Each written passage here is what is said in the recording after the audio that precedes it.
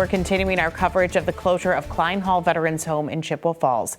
Now a fourth set of bills in the state legislature aims to support veterans following those closures. However, the funding that would reopen the veterans home remains in limbo.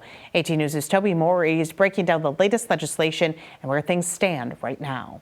Representative Jody Emerson is part of a group of Democrats introducing 3 new bills to make Veterans Day an official state holiday, fund $500,000 for the UW Missing in Action Recovery Project, and fund $5 million in Department of Veterans Affairs grants for organizations providing mental health services for veterans. Klein Hall in Chippewa Falls and another veterans home in Green Bay provided mental health services and more for veterans at risk of facing homelessness before closing last month. We need to take care of our homeless veterans, and we need to make sure that we're doing this all over the state. This is now the 4th set of bills introduced to address the loss of Klein Hall, but still no action taken.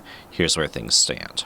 Emerson and Senator Jeff Smith originally introduced bills in August to fund the veterans' homes and keep them from closing. That set of bills has support from local Republicans, Senator Jesse James and Representative Clint Moses, but has yet to go through committee. Green Bay area Republicans introduced their own bill to reopen the veterans' homes. It would also fund $180,000 for the Missing in Action Recovery Project and make tax credits available to more veterans with disabilities. That bill passed committee and can now be scheduled for a vote. Just this week, local Republicans introduced new legislation for the state to match some of the federal money for organizations that house veterans using a surplus in the State Veterans Trust Fund.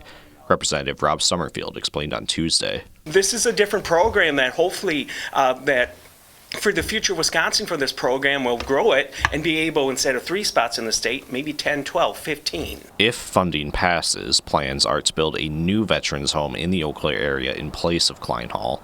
For that to happen, Emerson says the Democrats and Republicans have to come together. This is something we have to do.